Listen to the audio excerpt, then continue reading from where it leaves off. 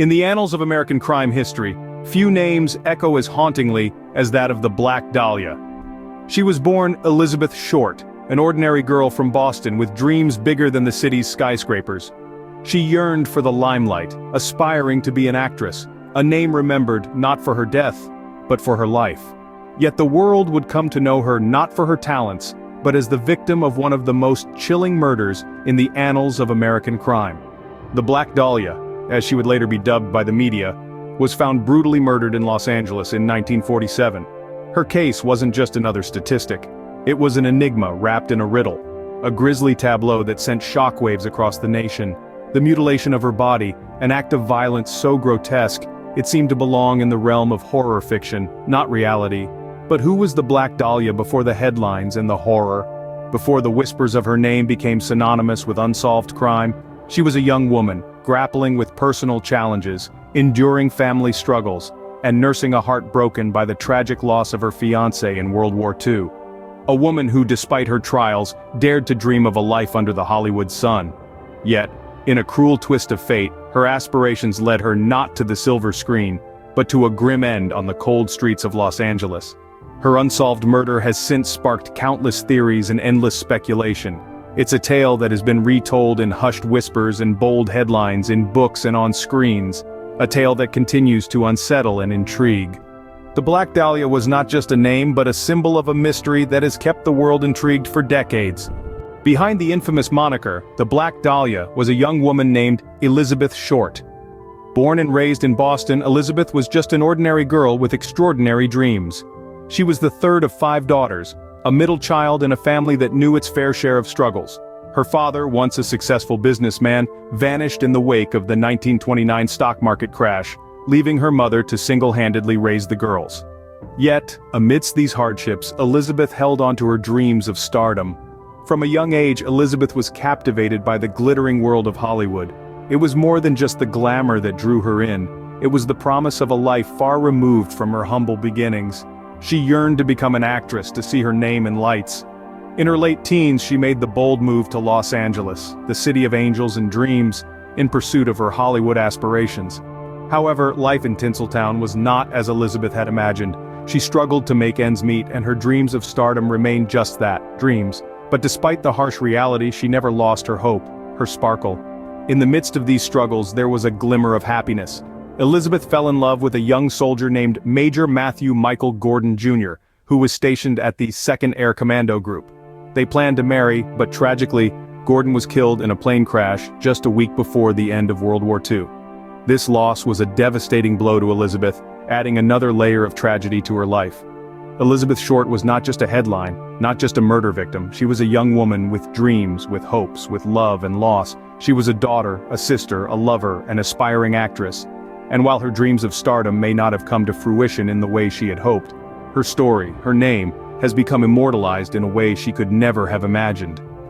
Elizabeth Short, a hopeful starlet with a tragic end, was more than just the Black Dahlia. January 15, 1947, a date forever etched in the annals of true crime. On this fateful winter morning, the city of Los Angeles was to bear witness to a gruesome scene straight out of a macabre tale.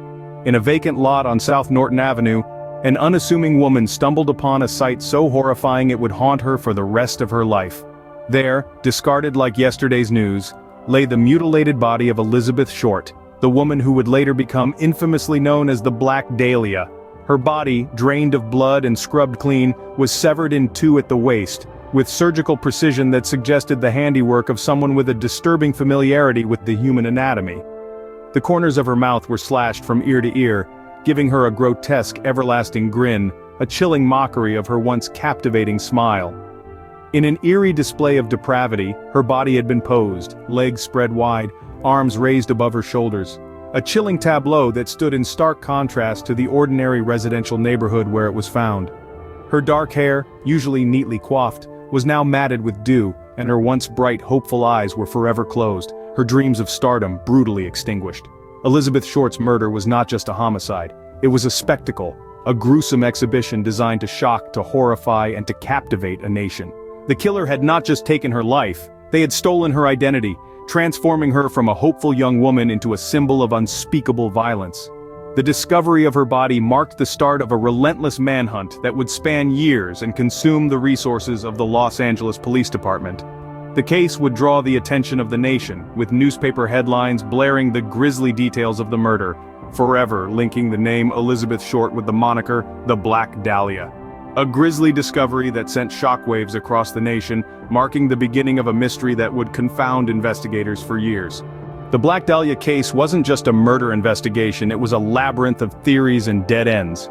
The plight to unravel the mystery surrounding Elizabeth Short's brutal murder was a journey that twisted and turned into the deepest, darkest corners of speculation and suspicion. Investigators were faced with a crime scene that was both chillingly meticulous and bafflingly devoid of evidence. The precision with which the perpetrator had mutilated Elizabeth's body suggested a disturbing familiarity with surgical procedures. This led to the first theory: the murderer was perhaps a doctor or a medical student. However, this line of inquiry, like so many others, hit a wall due to the lack of concrete proof. Another theory focused on Elizabeth's personal life, her dreams of stardom, and the seedy underbelly of Hollywood. Could an obsessed fan or a jealous rival have been responsible? Yet again, investigators were left grappling with a dearth of solid evidence. The case took another twist when letters, purportedly from the killer, began to appear in the press. The anonymous sender taunted the police with cryptic messages and gruesome mementos. Despite the chilling details, these letters failed to provide a tangible lead. The handwriting analysis, the postmark locations, all led to more questions than answers. The lack of progress led some to believe that there was a cover-up at play, perhaps involving high-ranking officials or influential figures. This conspiracy theory, though tantalizing, lacked definitive proof, further deepening the mystery. As the years rolled by, the theories multiplied. Some pointed fingers at notorious criminals of the era, while others suggested that Elizabeth herself had led a double life that ultimately led to her demise. However, each theory, each potential lead, seemed to dissolve into the ether, leaving investigators and the public in a state of perpetual intrigue and frustration. Despite the countless theories and extensive investigations, the case of the Black Dahlia remains unsolved. The labyrinth continues to twist and turn, the enigma of the Black Dahlia as haunting today as it was over 70 years ago. More than just a murder case, the Black Dahlia has transcended into the realm of cultural intrigue. The legacy of Elizabeth Short, dubbed the Black Dahlia, is far-reaching and profound, extending well beyond her tragic demise in the late 40s. Her story, shrouded in mystery and marked by personal struggles, has seeped into the fabric of popular culture, leaving an indelible imprint. From the silver screen to the printed page, the tale of the Black Dahlia has been told and retold, each iteration further entrenching its place in the annals of American crime history.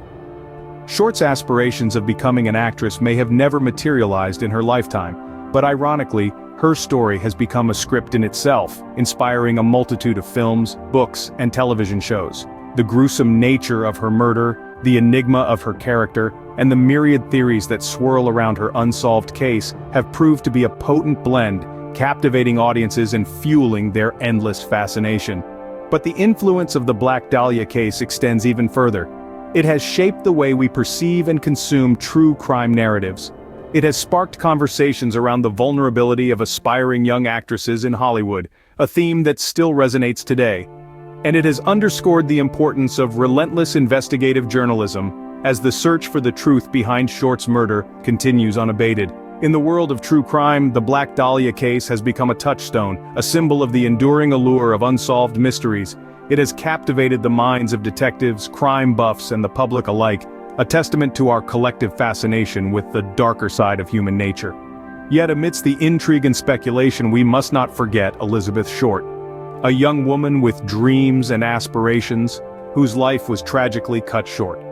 Her story serves as a stark reminder of the human cost of crime, a narrative that should not be lost in the sensationalism surrounding her case. The Black Dahlia, a chilling tale of ambition, tragedy, and mystery, continues to captivate the world, remaining one of the most famous unsolved cases in U.S. history.